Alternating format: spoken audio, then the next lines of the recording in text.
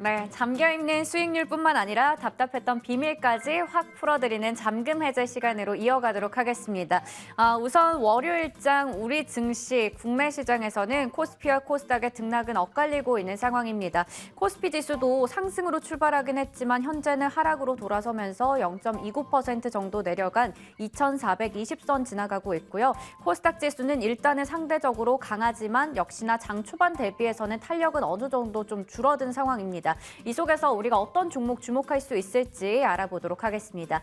오늘은 인포스닥 데일리 김종효 전문위원과 함께합니다. 위원님 안녕하세요. 네, 안녕하십니까? 네, 우리 머니맵 통해서 먼저 시장의 상황부터 확인해 보도록 하겠습니다. 오늘 일단 삼성전자는 0.33% 정도 오르고 있고 SK하이닉스가 0.37% 빠지고 있습니다. 그리고 오늘 2차 전지주가 일제히 파란불이 가득 켜져 있는 상황이죠. LG에너지솔루션이 3%대로 삼성 SDI도 3%대 약세 나타내고 있고 생산이나 소재 쪽 모두 다 일단은 파란불이 가득 켜져 있는 상황입니다. 그리고 제약바이오 쪽에서는 삼성바이오로직스가 2% 넘게 빠지고 있고 셀트리온 좀 쉬어가는 반면에 나머지 쪽은 일단은 빨간불 가득 켜고 있습니다. 그리고 오늘 시장에서는 자동차주 빠지고 있고 네이버 카카오 같은 인터넷 관련주들 그리고 엔터주는 좀 오르고 있습니다. 게임주 내에서는 등락이 좀 엇갈리고 있고요. 그리고 이외에도 빨간불이 간간히 좀 켜져 있는 구간들을 체크해 보면요. 오늘은 화장품이라던가 섬유, 의복, 항공, 여행 같은 리오프닝 섹터가 강하다는 부분 확인할 수가 있겠는데요. 잠시 후에 종목은 자세하게 체크해 보도록 하겠습니다. 먼저 오늘 개장 특징주 첫 번째 체크해 볼 부분은요. 바로 금융주 쪽인데요. 지금 올해 들어서 우리 증시에서 외국인들이 9조 원어치를 매도를 했는데 금융 쪽은 2조 원을 담았다라고 합니다. 뭐 배당에 대한 매력도 있겠고 금리가 많이 올라가면서 금융주 쪽은 실적이 개선될 거라는 기대감도 있었을 텐데요. 금융주에 대한 시각을 어떻게 가지고 계시는지 궁금합니다. 네, 일단 뭐 이유가 무엇이든 최근에 외국인 수급이 빠르게 개선되고 있다라는 점, 그다음에 시세의 안정적인 흐름이 나타나기 시작했다라는 점을 주목해 볼 필요가 있겠죠.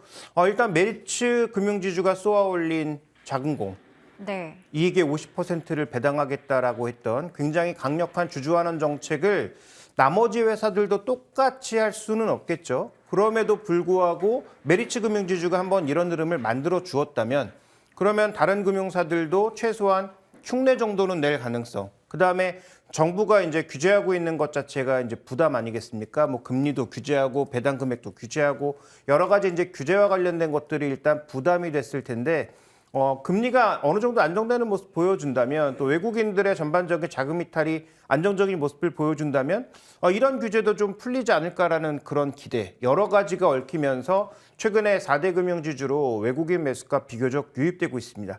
그래서 안 오른 종목 찾아서 지금 사시는 건 제가 보기에 핵심 포인트가 아니에요. 왜냐하면 내년도에 크레딧 리스크가 확대될 가능성이 있기 때문에 어설픈 금융주를 어설픈 가격에 사시면 제가 보기엔 오히려 크게 당할 가능성이 높다. 네. 오히려 지금 외국인들이 집중적으로 사고 있는 4대 금융지주를 중심으로 해서 가장 선두에 서 있는 하나금융지주 같은 종목군들에 대한 관심을 좀 가져보시는 것이 저는 어떨까라고 판단하고 있고요.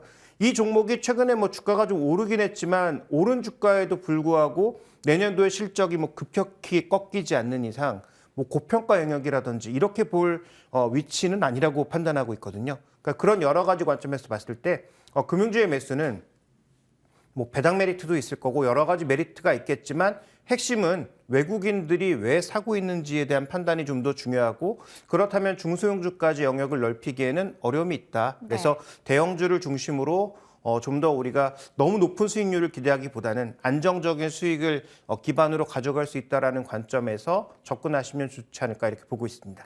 네, 우선은 뭐 금융주라고 해서 다 같은 금융주라고 볼 수는 없을 것 같습니다. 외국인들이 왜 사고 있는지 그 배경에 주목할 필요가 있겠고요. 일단은 안정적인 좀 흐름을 기대하면서 4대 금융지주에 대해서 이야기를 해주셨습니다.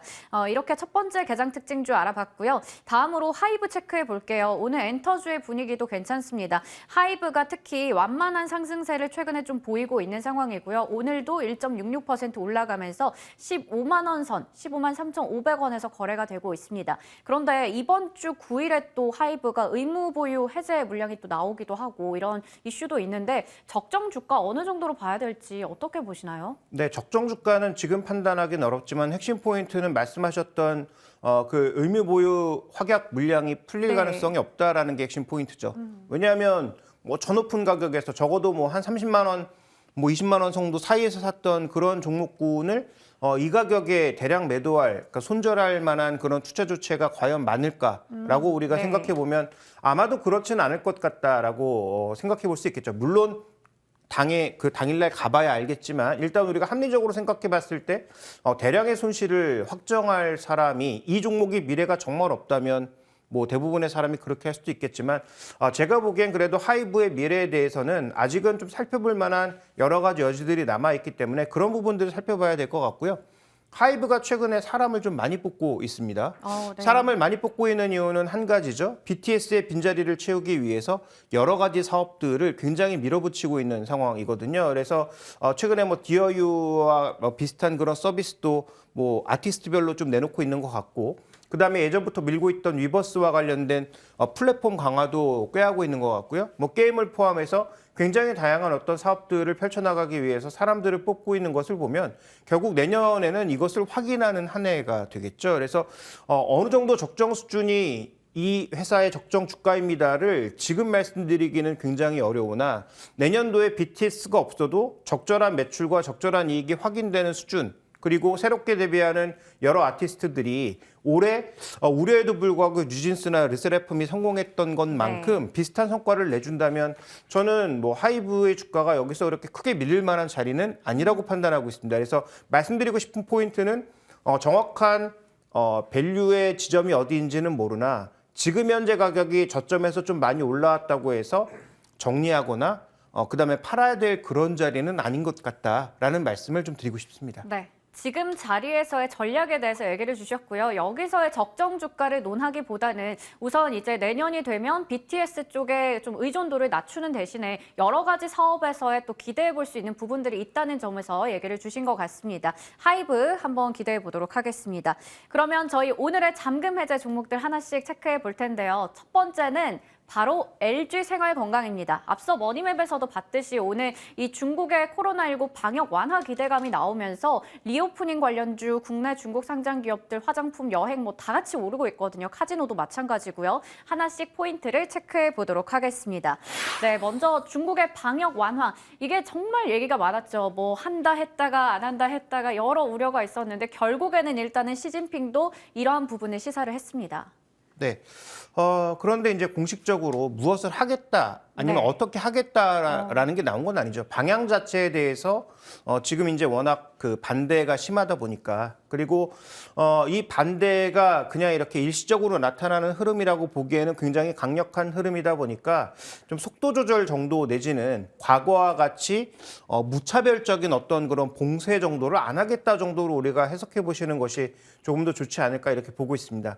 그래서 최근에 이제 지수가 한 2,500 정도 트라이 한번 했다가 계속 밀리면서 2,400, 2,500을 왔다 갔다 하는 지금 현재 구간에서 잘 살펴보시면 결국은 끝까지 거의 그로기 상태에 갔던 종목군들이 어떤 이유가 됐든 네. 반등 모멘텀만 주면 살아나는 모습을 보여주고 있는 것이지, 지금 뭐 이들 종목이 다시 한번 추세 잡고 강력하게 가겠다, 뭐 예전처럼 어떤 뭐 중국 모멘텀으로 크게 올라가겠다, 이 정도는 아니지 않습니까? 그래서 이 관련 뉴스는 언제든지 바뀔 수 있는 흐름이기 때문에 이거 하나 보고 지금부터는 중국주로 가자라고 생각하는 것은 굉장히 섣부른 전략일 수 있다. 그래서 해당 종목의 위치와 해당 종목의 실적이 어느 정도의 수준인지를 좀 더 면밀하게 우리가 한번 따져보는 것이 저는 좀 더 중요하다라고 보고 있습니다. 네, 우선은 이 뉴스 하나만으로 우리가 뭐 중국과 관련된 리오프닝주를 보기에는 좀 무리가 있다 얘기를 주셨는데요. 하지만 그래도 이제 중국 쪽에서 회복이 된다면 이게 또 실적으로 이어질 수 있는데, 지금 LG생활건강은 내년에 실적에 대한 기대감이 나오면서 오늘 거의 뭐 6% 가까이 올라가고 있는 상황이거든요. 두 번째 투자 포인트 한번 열어보겠습니다. 그렇다면 이제 중국에서 확실하게 뭐 구체적인 이야기 나오면서 뭐 방역 완화한다, 구체적인 이야기들 나오면 대장주로서 다시 자리를 찾을 수 있을까요?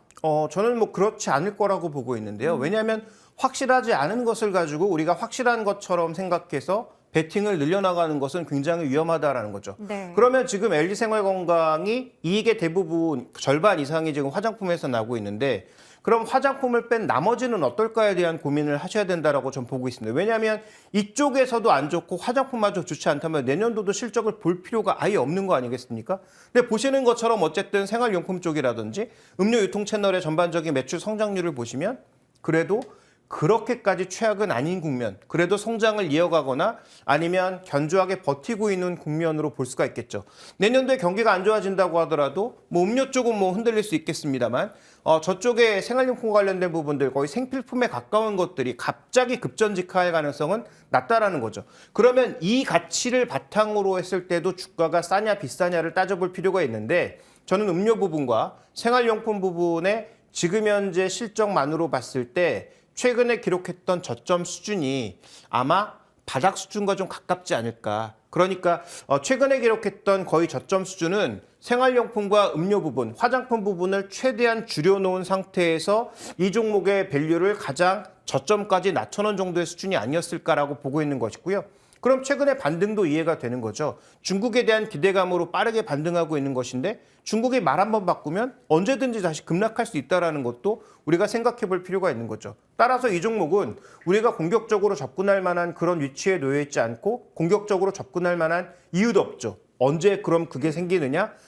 전저점까지 떨어진다든지 아니면 확실히 중국과 관련된 뭔가 시그널이 나와야 우리가 좀 더 비싸게 사도 안정적으로 수익률을 가져갈 수 있을 만한 모멘텀을 만들어내는 것이죠. 따라서 핵심 포인트는 최근에 주가의 등락에 있어서의 저점 부근을 무너뜨리지 않을 정도까지 다시 하락할 때 사는 것이 저는 핵심 포인트라고 보고 있고 지금 이 정도 올라온 가격에서 어설프게 접근하는 것은 절대 좋은 전략이 아니다. 또 중국이 향후 말을 어떻게 바꿀지는 아무도 알 수 없다라고 봐야 할 것 같습니다. 네, 오늘 일단 장 초반에 71만 원 선까지 올라갔다가 지금은 70만 원 정도까지 오름폭을 좀 줄인 상황인데요. 그런데 지금 자리에서도 아직은 좀 접근하기가 좀 그렇다라는 말씀 주신 것 같아요. 그러면 지금의 자리, 이 밸류 어떻게 판단하시는지 목표 주가까지 얘기 부탁드리겠습니다. 네, 뭐 반등해서 그렇다라기보다는 우리가 중국 모멘텀에 대한 확신을 가질 수가 없기 때문에 지금 중국 모멘텀을 확실하게 알 수 없는데 그걸 기대로 우리가 살 수는 없다라는 말씀을 드리는 거고요. 아까도 언급드렸던 것처럼 지금 뭐 PER이나 PBR 차트에서 모두 터닝한 자리가 어디입니까?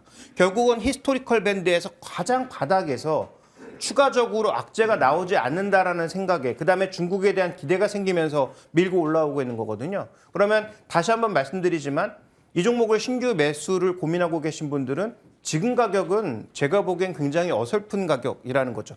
다시 한번 전저점까지 떨어지면서 화장품에 대한 기대를 최대한 낮추고 음료 부분과 생필품 부분만으로도 이 정도의 실적은 가능하다라고 생각한 그 자리까지 떨어지던지 아니면 말씀드렸던 대로 중국과 관련돼서 뭔가 확실한 시그널이 나오기 이전까지는 이 종목을 만약에 놓치셨다면 신규의 관점에서 접근할 만한 이유가 별로 없다라고 판단하고 있습니다. 네. 지금의 밸류도 무조건 싸다라고 얘기할 수 없는 자리거든요. 네. 그래서 LG생활건강을 포함해서 전반적인 이 종목군들의 흐름, 특히 중국에 거의 올인되어 있다시피 한 이런 종목군들의 흐름에 대해서는 저는 뭐 최근에 반등을 놓친 것은 굉장히 아까울 수 있으나 이 반등에 어설프게 참여하는 것은 최근 종목군들의 등락에 어설프게 트레이딩에 참여하는 것과 동일하다 이렇게 판단하고 있어서 저는 뭐 목표가는 한 80만 원 정도로 내년도에 중국 모멘텀이 반영돼서 실적이 좋아진다면 그 정도의 가격까지 반등할 수 있다고 보고 있지만 지금 현재 구간에서의 접근은 뭐 바람직하지도 않고 하고 싶지도 않다 이렇게 말씀드리고 싶습니다. 네, LG 생활건강에 대해서 꼼꼼하게 좀 분석을 해주셨습니다. 중국 쪽에서의 모멘텀이 확실하게 나오던지 아니면 중국 모멘텀 없이도 생필품이나 음료 쪽으로 해서 실적이 잘 나올 수 있다라는 기반이 마련되지 않는 한